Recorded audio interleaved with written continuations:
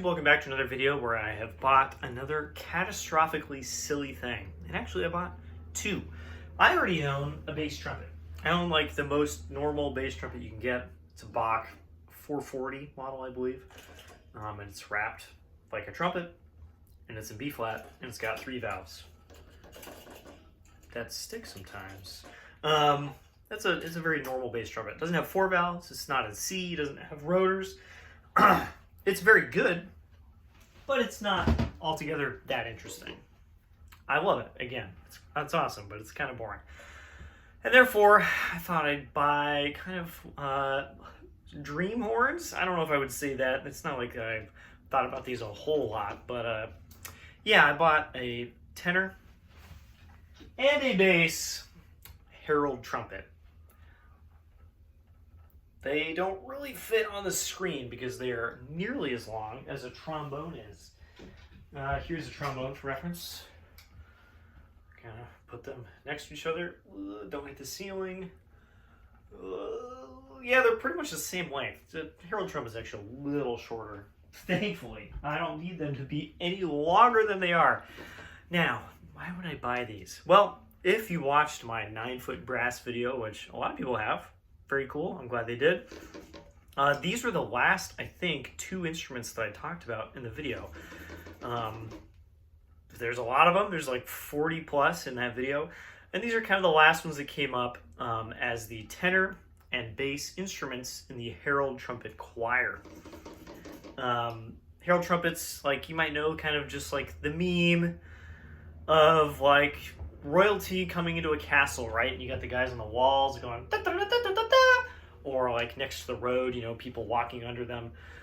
Those are herald trumpets, and for a long time, of course, they were just natural trumpets, so just like a mouthpiece that flares out into a bell. That's it. And then you hang a banner from it, and you get the herald trumpet, because that's holding the heraldry of the, you know, royalty or whatever that's walking around. That's a herald trumpet. And at some point during the coronation of, I'm just totally spitballing here, King George V? I think I'm getting that right. It's on the website of this maker. We'll talk about that in a second. They had a full set of chromatic coronation trumpets, as they call them, made to play at the coronation of this new monarch. I'm not sure exactly why. Someone commissioned them. They're like, hey, let's have herald trumpets that cover the full range, and they're chromatic. They all have 3 valves. They can all play chromatic notes, and therefore we can play real music on them, but also the long way. Cool, neat. I'm glad they did, because now herald trumpet choirs exist. I think a lot of people are probably familiar with the high herald trumpet, just kind of a normal trumpet that is wrapped long. You know, normal trumpets look like this. Herald trumpets look like this. Again, I have the 9-foot versions, but 4.5-foot versions of herald trumpets are relatively common. Like a lot of colleges have a set of those or whatever. They're out there. And a few companies make the entire choir of herald trumpets. Canstool used to make them. They had a couple different versions of the bass. We'll talk about that in a second. Don't worry, we'll get there. Bois was the original makers of the coronation trumpets, so they made a full set. There might be another maker that I'm like just totally forgetting. And then these are made by Watkins. It's kind of hard to see this engraving. I actually didn't see it at first when I bought it either. These are Watkins, which is a maker based in the UK that makes very high-end trumpets, like as high-end as you can imagine, same as the good makers in the US. I don't know. Not super a trumpet guy. Not anymore. They make a full set as well. So tenor all the way up to the high E flat, you know, sopranino, or I think they both call it the soprano.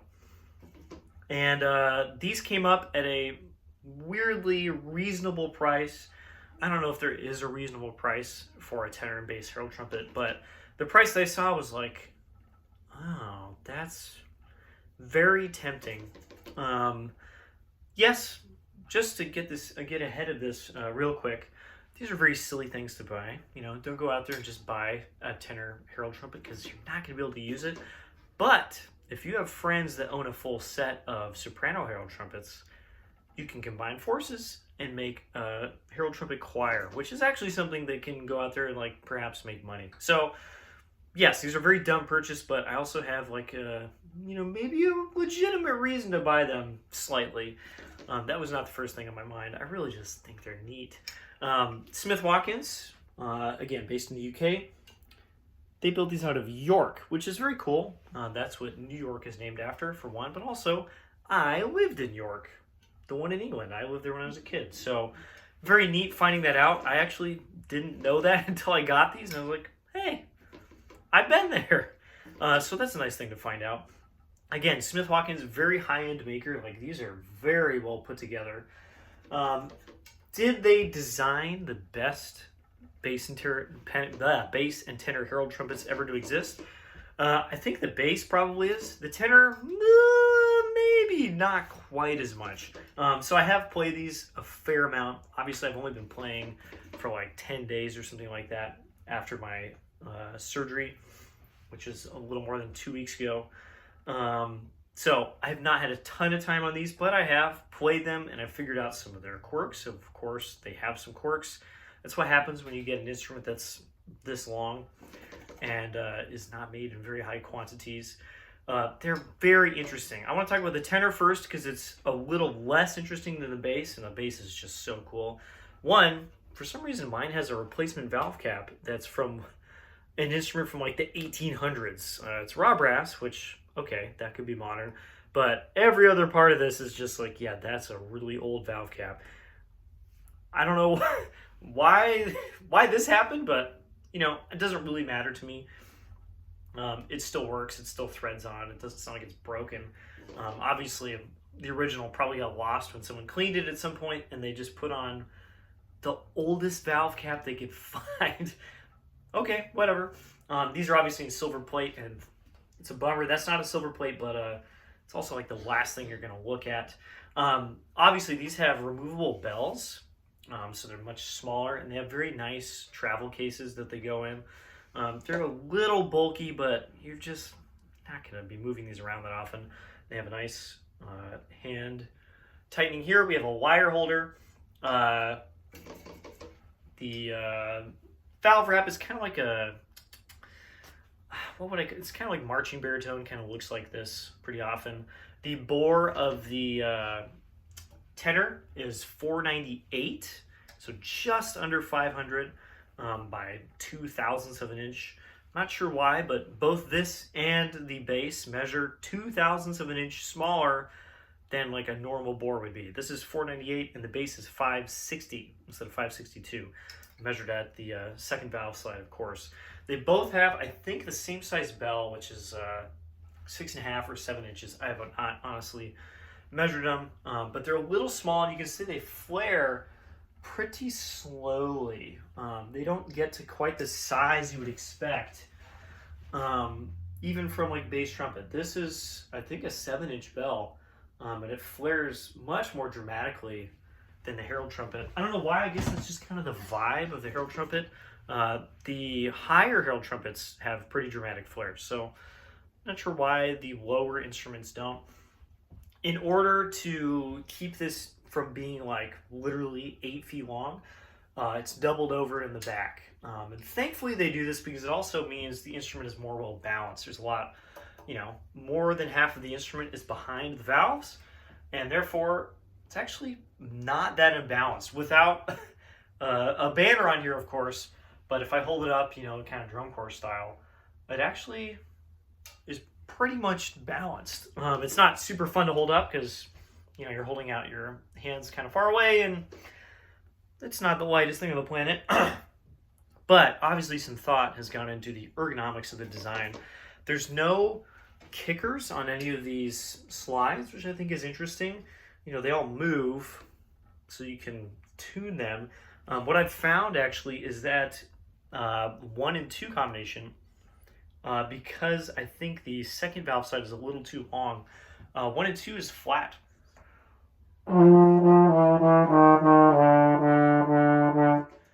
Doesn't sound entirely like it, but it is a little low. Partials are a little wonky on the tenor. I've used a few different mouthpieces. This is just what I'm landing on right now. But the fourth partial B flat is high. And I don't necessarily think it's because the third partial is low.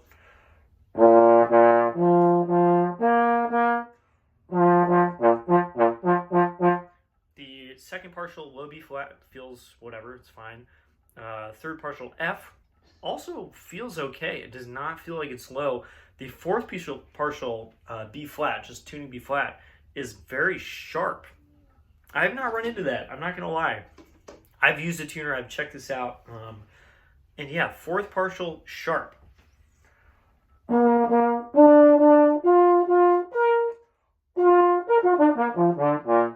It's not like the worst tuning in the whole planet, but if you play this a lot, and maybe I will, I'm not sure, you have to get used to that. That's a very weird tuning tendency. The tendencies on my bass trumpet, my Bach, are not that at all. It's like completely different.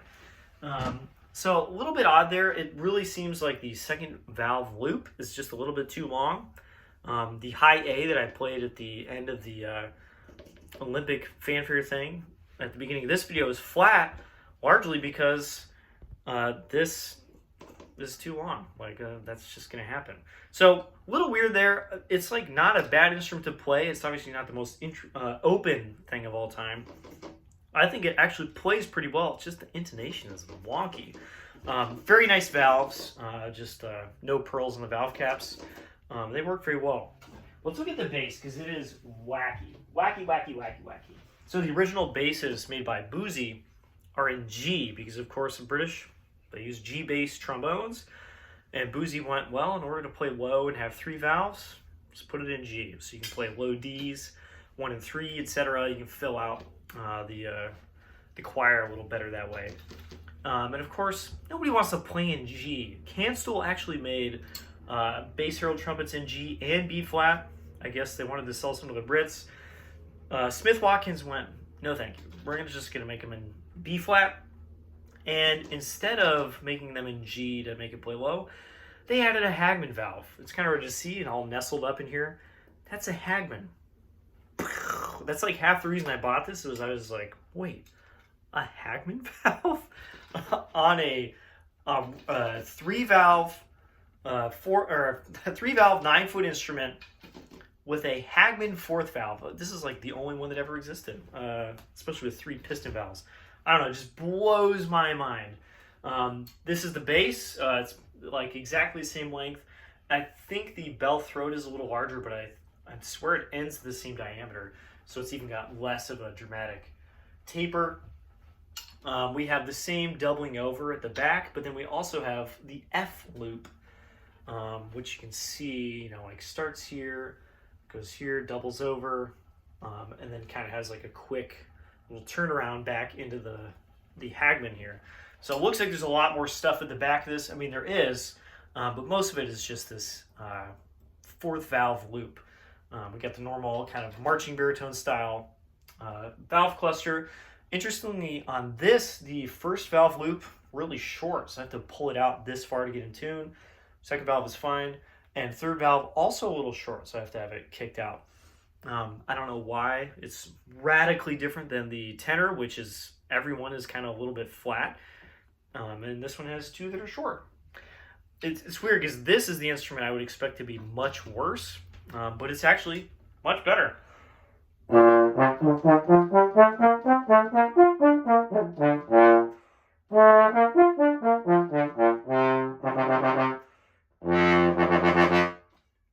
Hagman plays really, really well. It does have a little bit, again, intonation. The partials are fine, but getting into the 4th valve is very strange. The intonation doesn't line up like I think it would. I'm not really sure why, like maybe there's low E flats in these parts. I don't really know why it needs a Hagman or 4th valve at all. But again, the intonation doesn't line up.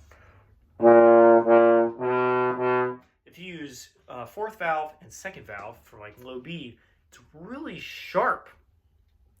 This is tuning the Hagman to F in the staff, which means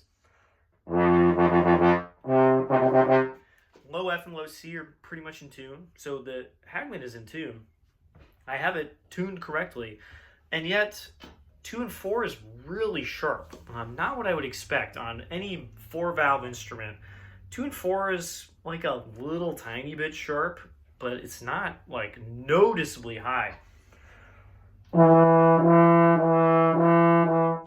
It's like almost a quarter tone high. And as you get farther down, the fingerings do not line up with any other 4-valve instrument that I can think of.